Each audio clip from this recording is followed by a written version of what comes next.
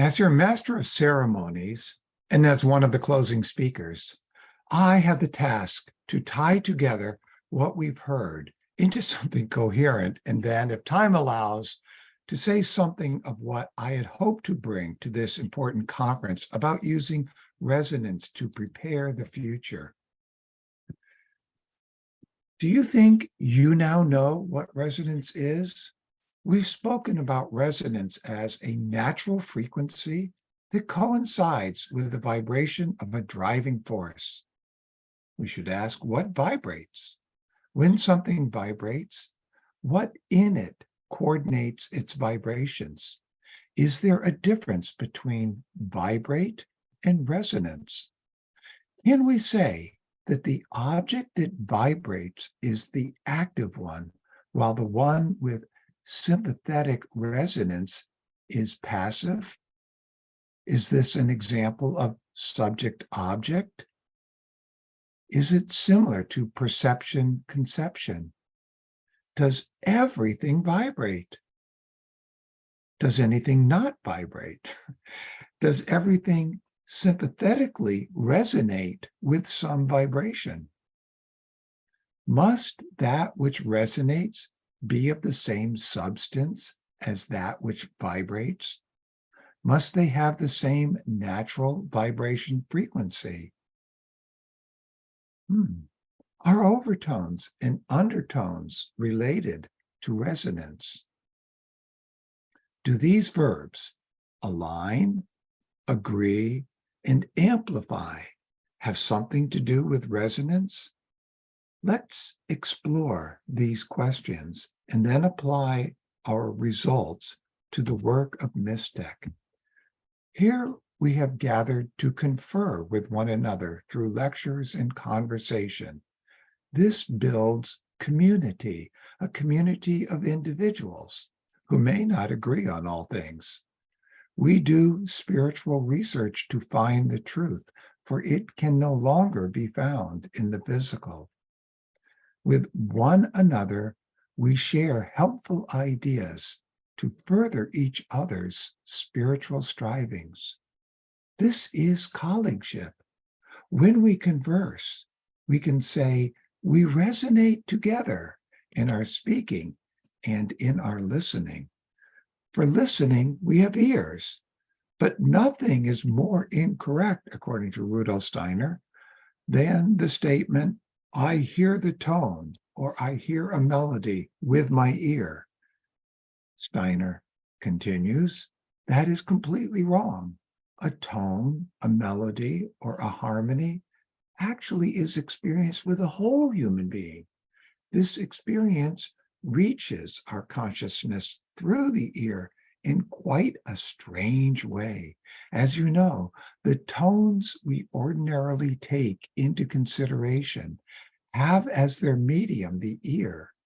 Even if an instrument other than a wind instrument is used, the element in which tone lives is still in the air. What we experience in tone, however, no longer has anything to do with the air. The ear is the organ that separates the air element from tone before our experience of tone. In experiencing tone as such, we thus actually feel a resonance. The ear really hurls the airborne tone into the inner being of man in such a way that it separates out the air element.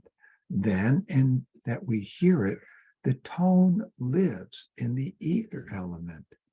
It is the ear's task to overcome the tones resounding in the air and to hurl the pure etheric experience of tone into our inner being. The ear is a resonating apparatus for the sensation of tone. This becomes more obvious when we examine how the cochlea operates, but unfortunately, that's not my task. To separate the ear and the larynx is an abstraction. The two belong together. If we take larynx and ear together as a single whole, we have a metamorphosed I. Given that these are connected, what happens in the larynx while you are listening to me? My words echo or resonate in your larynx.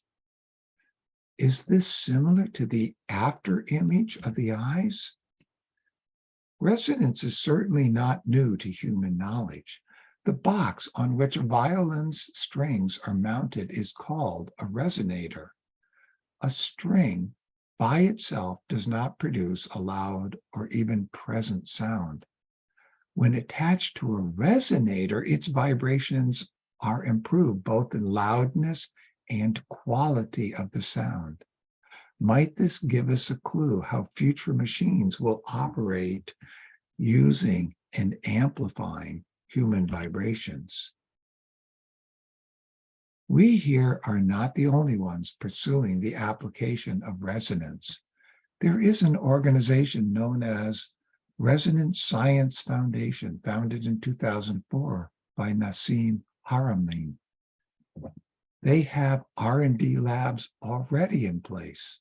It is my dream that MysTech too shall soon be in a financial position to begin our own R&D.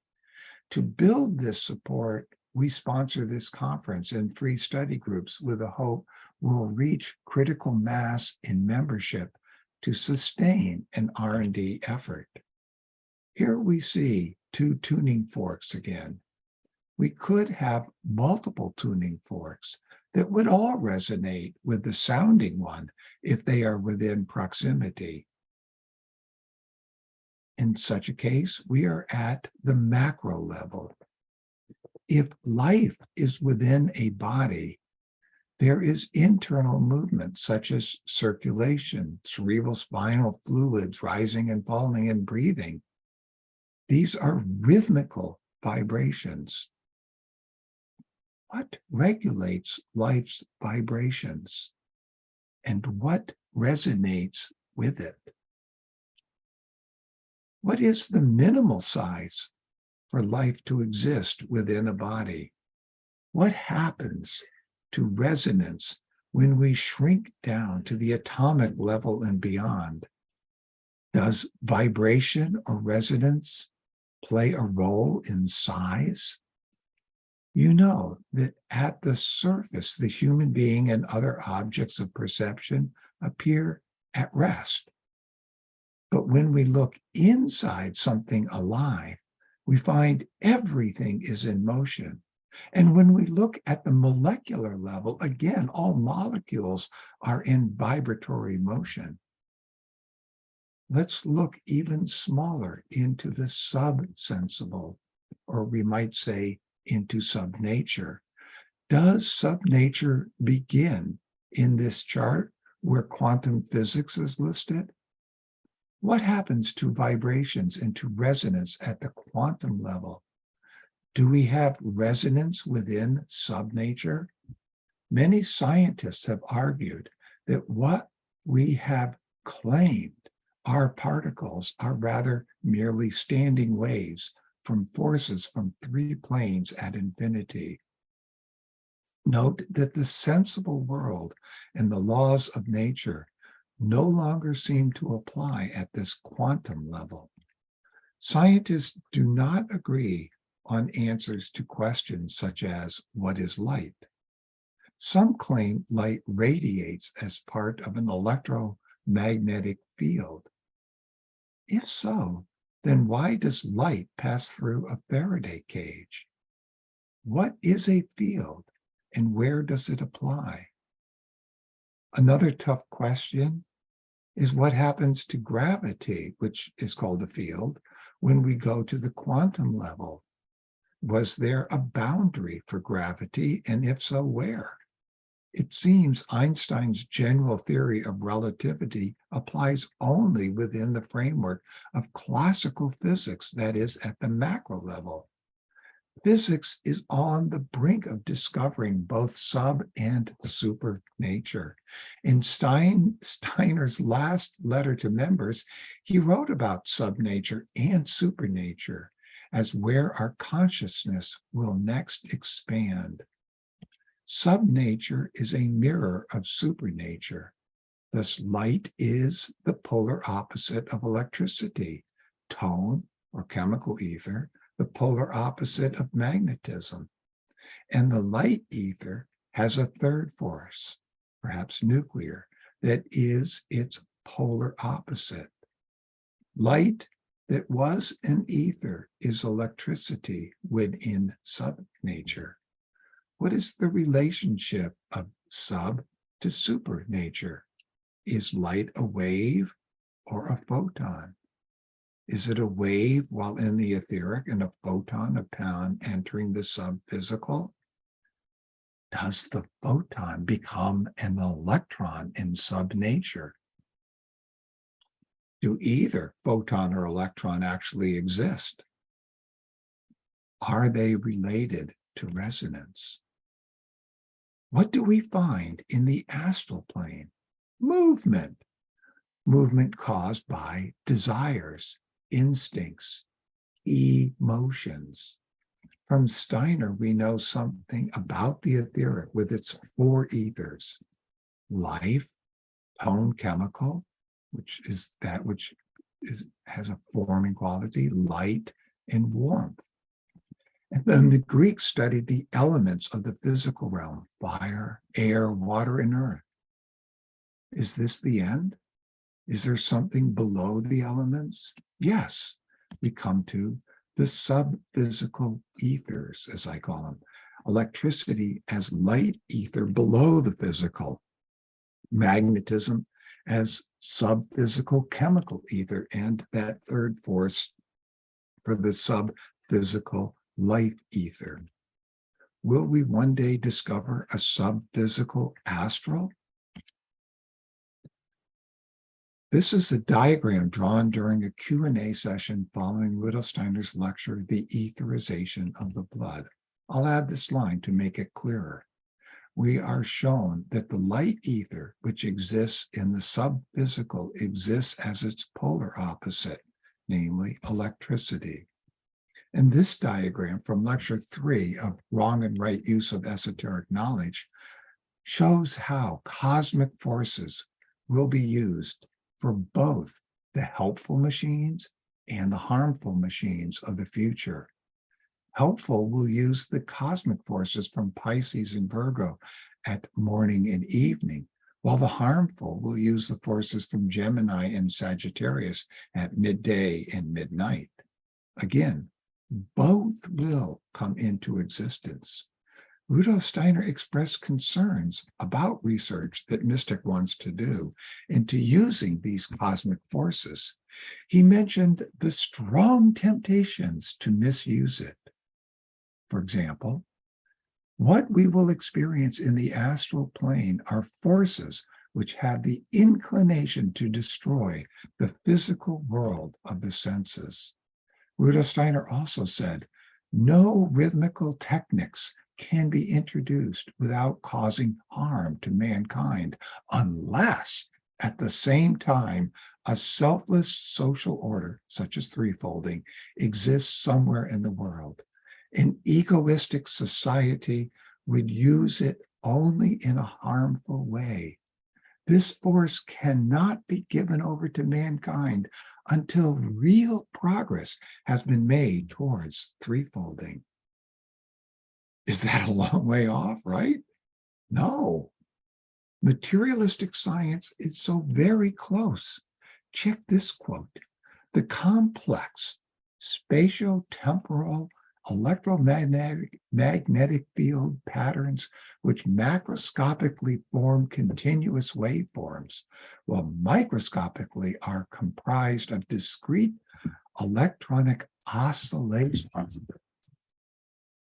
and magnetic vortices, are a direct indication of how the operation of the brain and cognition itself is field-like in nature.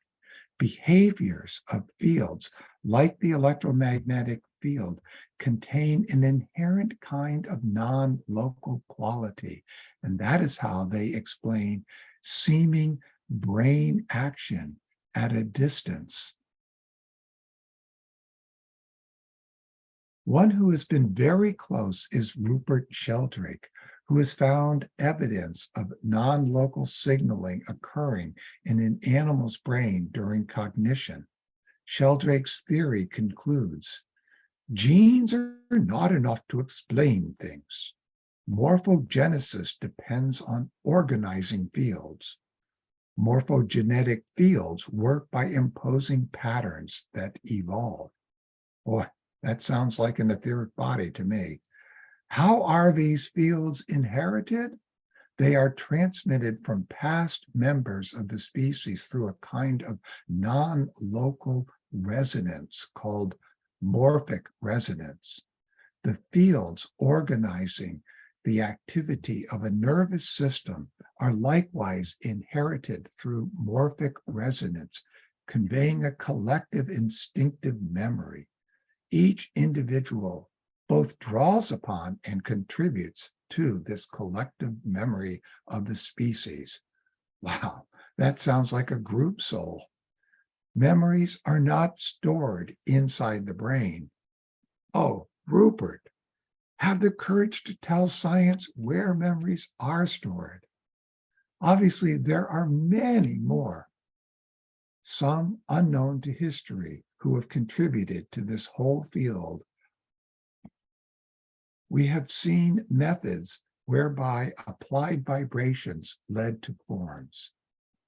Cymatics, Chladni plates.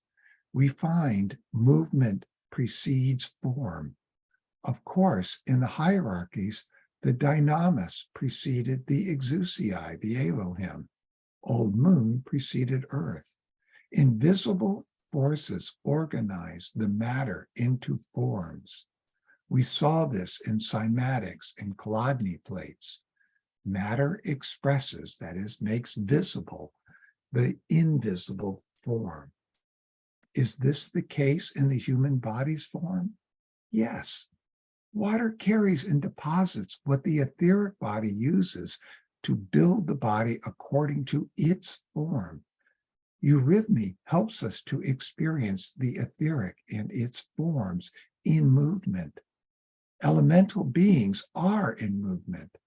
Etheric forces are expressed via vibrations. So we can say resonance is everywhere.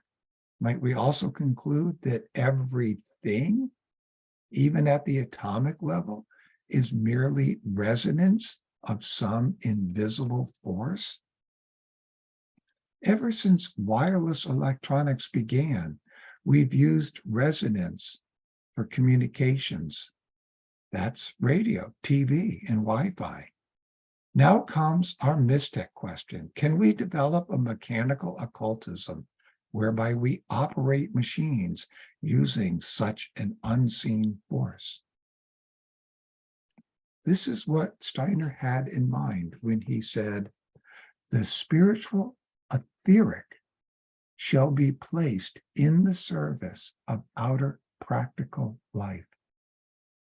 The emotion in a human mood will be transmitted in wave movements to machines between the dying forces of the nervous system and the external power of the machine.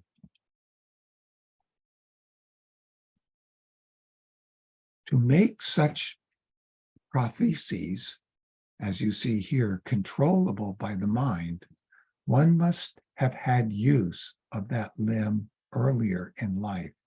Science even calls this the phantom limb. Has science stumbled upon the interaction of the astral and etheric with the body? Here is Rudolf Steiner on this. The terms motor and sensory nerves are pure nonsense. There are no motor nerves. There are only nerves of perception. Nerves that control movements are nerves of perception. Only their purpose is to bring to our perception the corresponding movement of the muscles. It will not be so very long before people realize that movement is not conveyed to the muscle by means of the nerves, but by the astral body, and indeed by that within our astral body. What calls forth movement in the muscles is connected with the astral body, and indeed in such a way that in the astral body itself, by the movement of the muscles, a kind of resonance is developed. Wow. Something of the nature of music permeates our astral body and finds expression through the movement of the muscles. Our astral body is filled with tone forms. That's from GA 124. Man is really a spiritual being.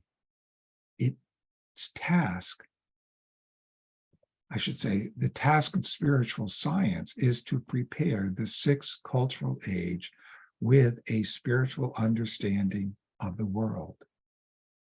Exactly as tone rises to a higher sphere when from musical sound it becomes the spoken word, so it is in cosmic relationships. The sphere harmonies become something higher when they become the cosmic word or logos. Now, in the physical organization of the human, the next thing higher than the muscles is the blood.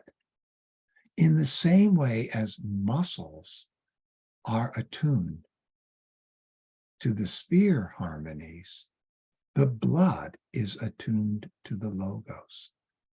It will become ever more an expression of the logos, which it has been, albeit unconsciously, since the beginning of mankind.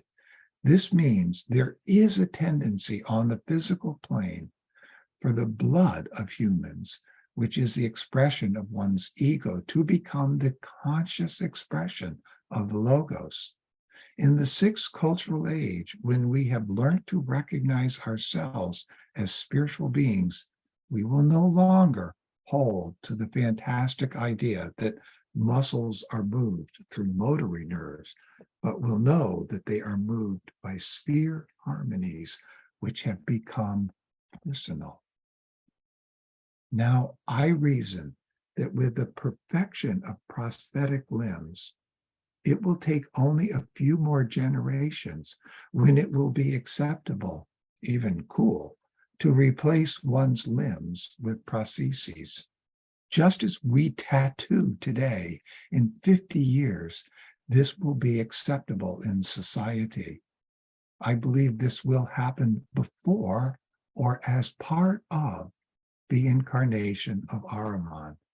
Much of future humanity will desire such perfected prostheses in order to be able to act as superhumans.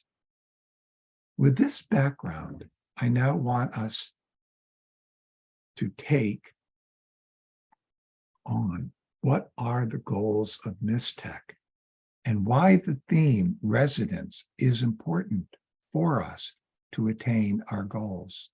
And keep in mind, all this is fraught with danger, for evil lurks everywhere. What do we do with evil we already have assimilated within us? Well, we have three beasts within us that act in our age as our lower guardian of the threshold. They exist where we are not our own rulers, where we are impure. To enter the spiritual world or spiritual science, these three inner beasts must be overcome. One is related to our thinking. It is the evil that arises because of our doubts about the spiritual world.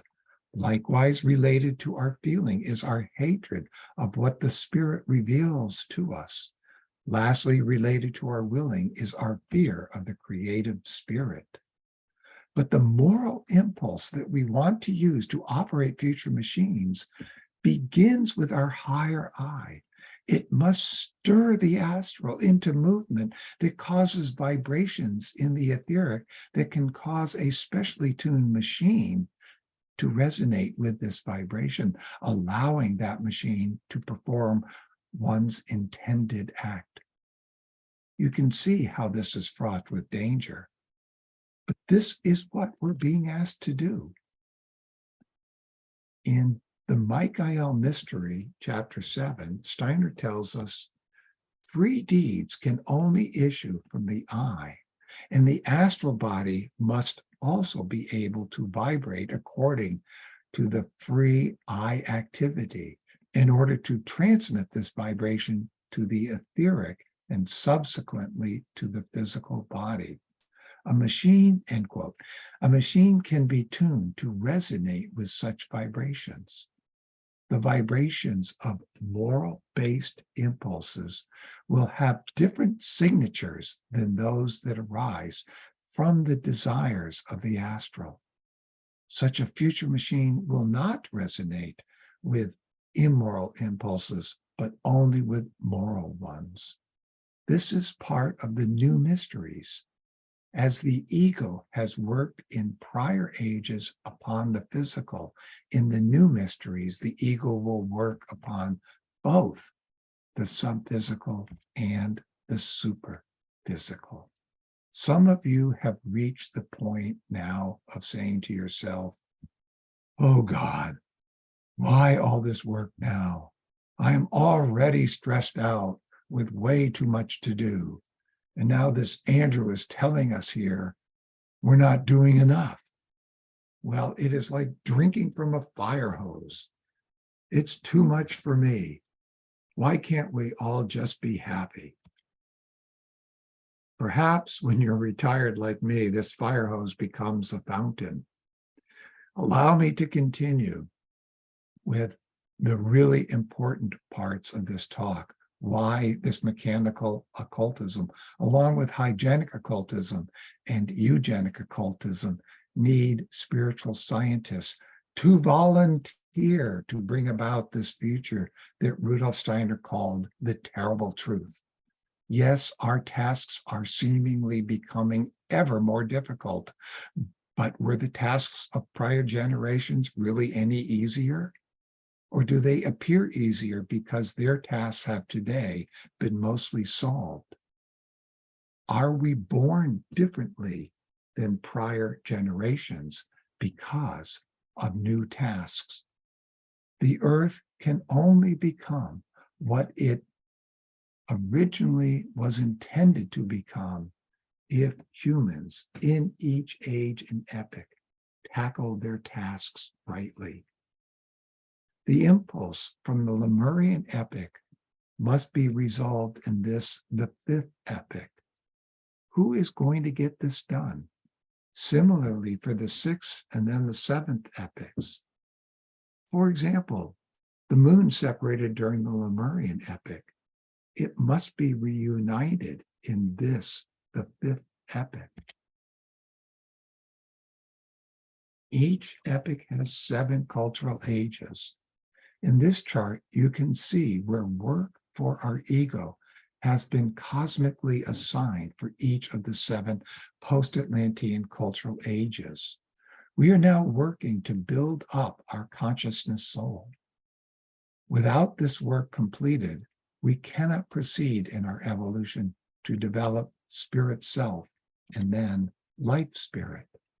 This chart shows an oft overlooked consequence of the change in our body-soul relationship over these cultural ages. Each of these cultural ages in gray, from the Indian to the 7th, is 2,160 years.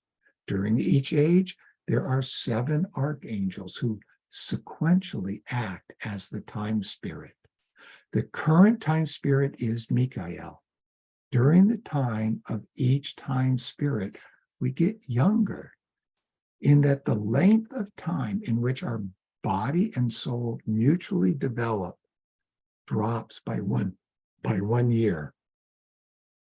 You can see that now in the 5th cultural age, this mutual development lasts up to the age of 27. In the next cultural age, the time will come when the soul and body will go into their own development before puberty can be completed. Thus, sexual procreation will come to an end. During the seventh, or the American cultural age, there will no longer be birth or death. We will by then have created physical bodies that we can enter, use, and park very similarly to how we live today. This will be a time when the ideals of transhumanism will be realized. To achieve this, preparations have begun in this cultural age. Beings who assist us in this work include the Vulcan beings, the fallen spirits of darkness, and even our own Ahrimanic double. The goal of humanity is the attainment of love and freedom as one.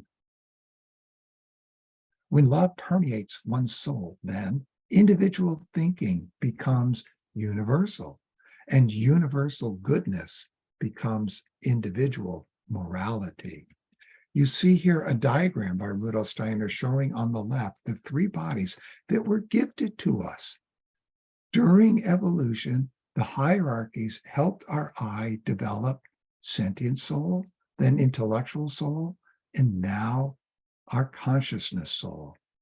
Later, the I will use these three to build for itself spirit self from one's astral, life spirit from one's etheric, and eventually spirit man from our physical. In the course of evolution, these gifts to us, the physical, the etheric, and the astral, all must be returned once we have built our own, our threefold spirit. We now have freedom. In every moment of every day, you are being asked to choose your future. Today, one battlefield is that of truth. If you want the truth, you will have to make the acquaintance of Ahriman, who is at work supersensibly in this world. In this age of the consciousness soul, we have the choice of striving for the truth, which requires us to confront the spiritual with courage, or of avoiding the spiritual when we hold on to ascribing reality only to the physical. So, what we will learn or wrest from Ahriman, well, why is that so important? Through Ahriman's intellect and its separation from the world, its subject-object dead thinking, we have already gained freedom. Our typical misunderstanding of freedom as something being connected to satisfying our desires keeps us from really achieving freedom. What stimulates our intellect? It is the forces of death. Look at how we think. We tear apart the object of our thinking by examining its corpse. Ahriman is the Lord of death. He was interwoven with what has become the earth. His evolutionary path became reconnected with earthly evolution after Lucifer's deed in Eden. As Lord of Death, he is also the ruler of intellect. Herein lies his battle with Michael, who is the steward of the cosmic intelligence. Rudolf Steiner said, quote, "The higher hierarchies came to realize that through their forces alone, their earth would be unable to redeem Lucifer and the unfinished business of Old Moon. They realized that in order for mankind to unfold a faculty of intellect, they would also have to come to know death. For this purpose, they had to bring Ahriman, who did not belong to their hierarchy, into earthly evolution. They knew Ahriman would bring death, but with death, intellect. There is much cosmic wisdom here. Our evolution is not just for us, but for the whole cosmos. At the start of the fourth post-Atlantean age of development, we worked upon the intellectual soul, and then birth and death were active within mankind. But there was no need for humans to be aware of birth and death externally. One was conscious of their birth when one looked within. Today, we must first perceive the forces of birth and death externally in the events of history in order to discover them within ourselves. This is why it is so vitally important that in the age of the consciousness soul, we should have a clear understanding of forces of birth and death in their truth sense, that is, with a knowledge of repeated lives on earth in order to acquire a true understanding of birth and death. So the gods were confronted with this dilemma that their dominion over the earth might be usurped by Ahriman if they brought him in. There remained only one possibility, namely that the gods themselves should acquire knowledge of something inaccessible to them in their own worlds, worlds untouched by Ahriman. They, the gods, should learn of death as it takes place on earth. Through the one sent by them, the Christ, they would learn about death. It was necessary for Christ not just to die upon the earth, but for that death to be the result of the erring ways of men, and not via the decree of divine wisdom. The mystery of Golgotha signified for the gods an enrichment of wisdom gained from the experience of death. We humans thus need to understand the mystery of death. Now, Steiner stunned me with this insight. Here's a quote. Death, as it is seen and felt by humans, is a deceptive phenomenon, an error. Death, when contemplated in its true form, is the Father. Christ came into the world because a false reflection of this Father had arisen in the aspect of death. Christ came to create the true form, a true image of the living Father God. Thus, the Father sent his Son into the world so that the true nature of the Father could be made manifest, that is, life eternal veiled behind temporal death. Ahriman, as Lord of death, created this veil, this deception, this error. And through grasping the mystery upon Golgotha, we will come to realize that both death and heredity are actually supersensible phenomena. By now, you are asking, does tech have to do with this mystery of death? Yes. And this short quote will provide that answer. The question then arises, if modern technology is simply a source of death, as it must inevitably be, why did it arise? Certainly not in order to provide mankind with the spectacle of machines and industry, but for a totally different reason. It arose precisely because of the seeds of death it bore within it. For if man is surrounded by a moribund, mechanical civilization, it is only by reacting against it that he can develop the consciousness soul. So long as man lived in communion with nature, that is, before the advent of the machine age, he was open to this suggestion because he was not fully conscious. He was unable to be fully self-sufficient because he had not yet experienced the forces of death.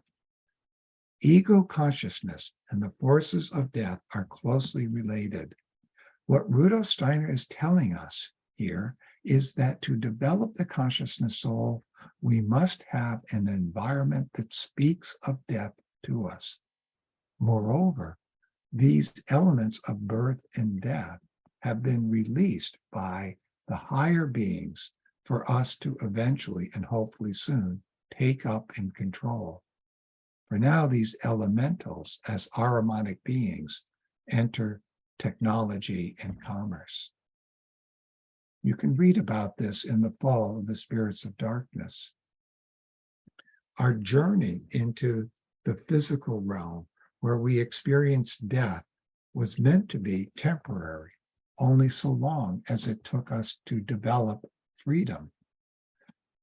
A quote from this book: to bring about birth and death, the gods needed entities whose minds and whole way of looking at the world give them the urge to destroy and lay waste to everything which provides for the welfare of human beings here in the physical world. We have to get used to the idea that the world is not made as people would really like it to be, and that there exists the element which in the Egyptian mysteries was known as iron necessity. As part of this iron necessity, entities hostile to the physical world are used by the gods to bring about birth and death for human beings. We should conclude from this that our evolution will take us away from the physical. But when?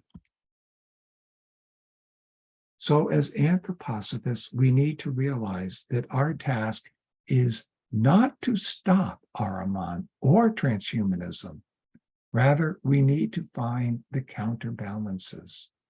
Let me quote Rudolf Steiner: "Indeed and in truth, this demon magic from electricity is progress, and the earth will undergo more and more such advances. We will succeed in unfolding mighty effects into cosmic spaces. But it is not a question of abolition, not even of hostile criticism, for it goes without saying these things are justified. Yet, if on the one hand these things must merge in the progress of mankind, it is indeed a question, on the other, of our creating counterforces to bring about the necessary balance. Compensating forces must be created, and that can only be when humanity understands once more the principle of Christ and finds the way to Christ."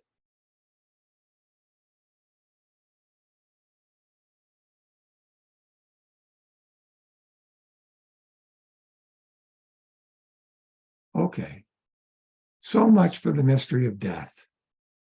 Are there any other such mysteries? In fact, there are. There are 7 such mysteries, as you can see in this list. Don't groan. The spiritual world will not allow us to be tempted beyond our capacities. Now the stage is set for understanding the next mystery, that is the mystery of evil that we encounter in this cultural age. We didn't realize at the time of Eden just what the consequences of eating that fruit would be. Like it or not, in order to truly know evil, we're going to have to be immersed in it. Thank you, Lucifer. Evil became a cosmic task for mankind. Evil already existed in the universe, and now already in us. And this will increase. In order to properly go through our future evolution, we must get to know what our human role is regarding this mystery of evil. Just as we have had to deal with birth and death, so must we in our current age now deal with evil, such that in the 6th post-Atlantean age, we will profoundly experience evil externally. Evil is destined to develop in our inner being in this 5th age.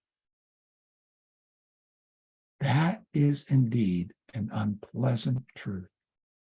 one can accept the fact that in the fourth age, mankind was familiar with birth and death as an inner experience, as we innerly experience evil, and then perceive birth and death in the external world.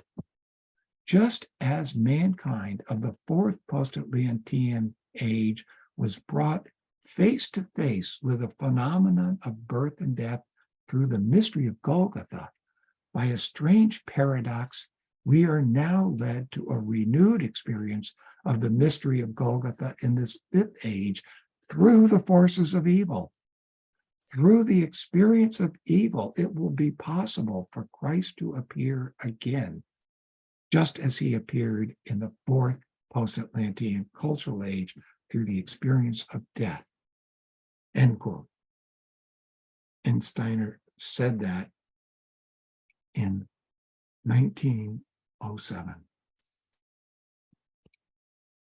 Thus, to develop the consciousness, and pointed to roughly 1933 to 35, he said, as the beginning when this evil would bring about the appearance of Christ in the etheric.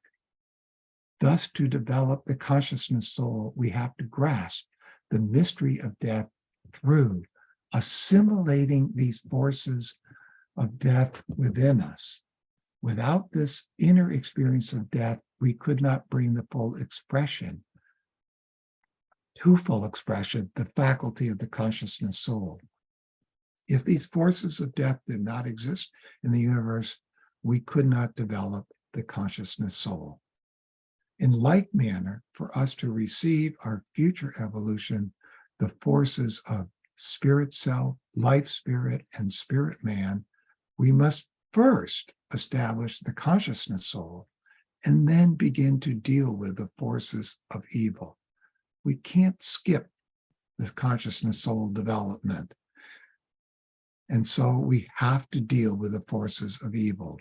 These forces of evil are in the universe, and it has become our cosmic duty, thanks to Lucifer, to now assimilate such evil into our inner being so that in the next solar system called Jupiter, evil can be redeemed.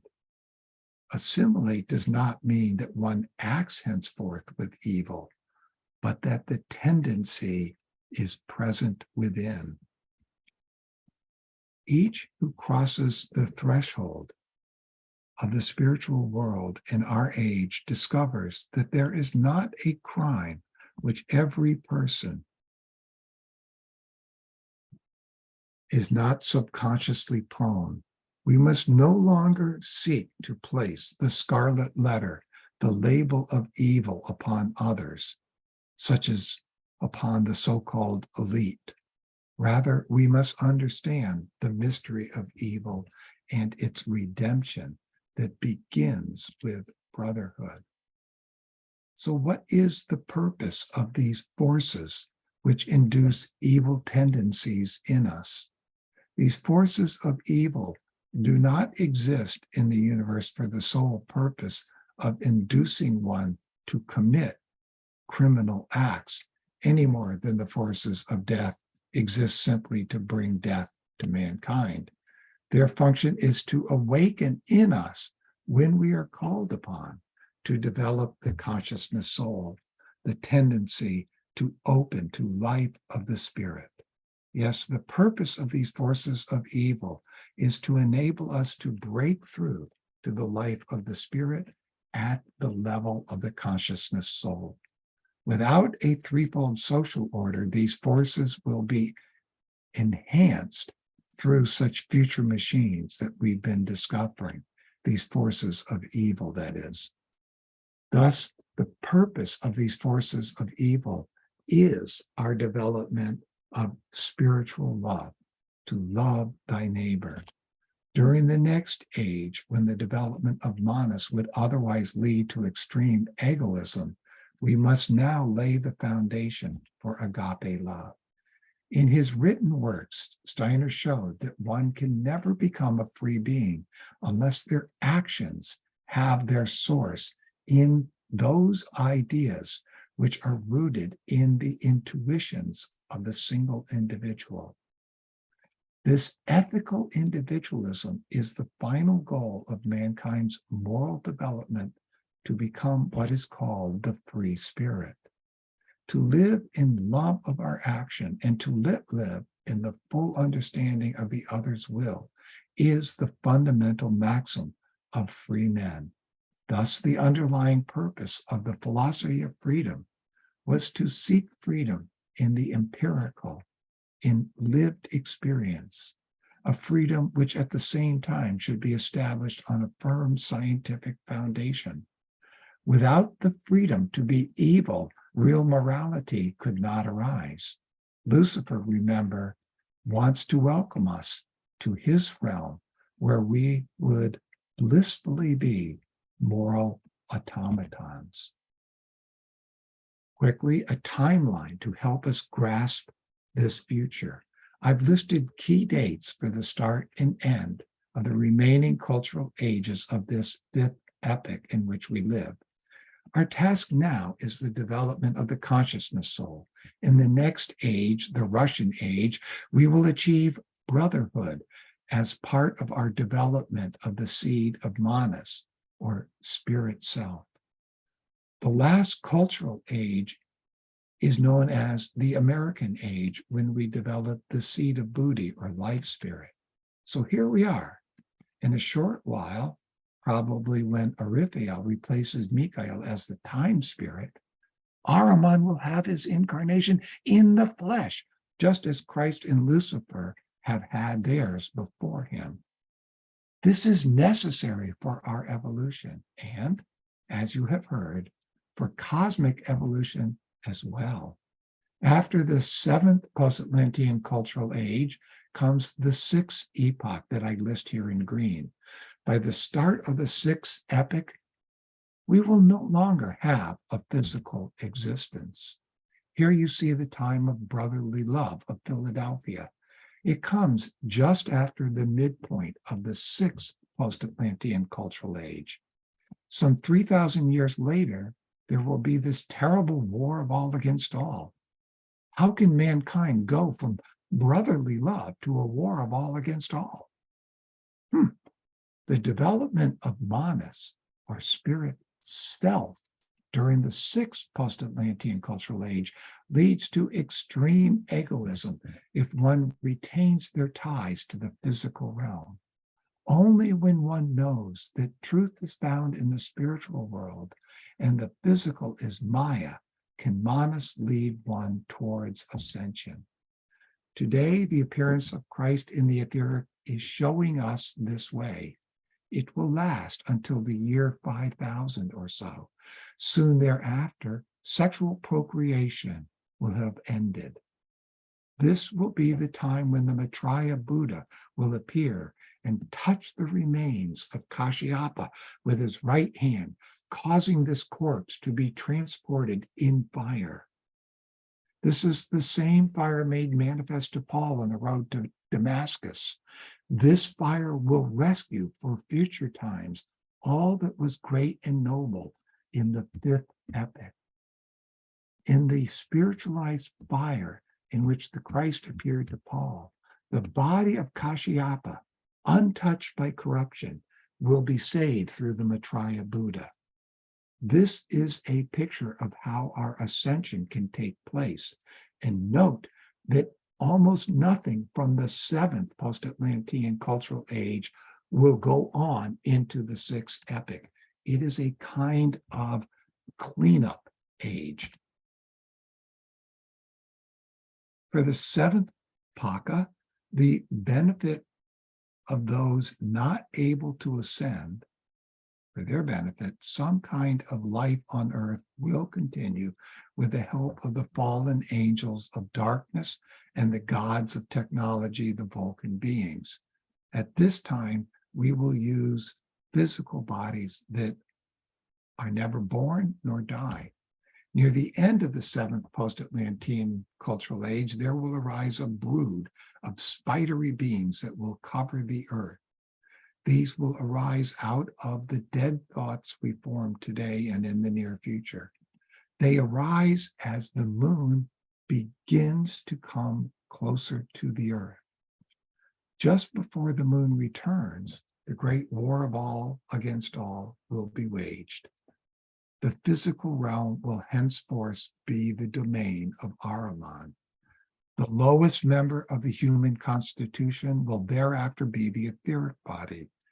This will enable us to work upon Manas. What does it mean to follow the Christ in freedom?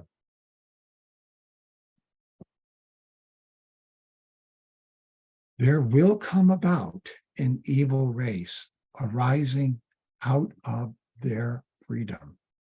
All people will have both good and evil tendencies within them.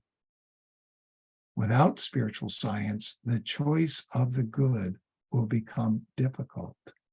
In the future, what is good will be called evil, and what is evil will be called good. People unable to leave materialism behind will become this evil race. Quote, it will lie entirely within the individual as to whether their soul will remain in the bad race or will ascend by spiritual culture to a good race.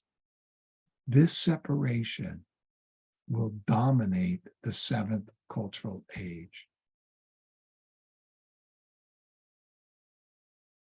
To quote Steiner, it will be as if the human body were here on earth and the human being above will make use of it from outside like a vehicle.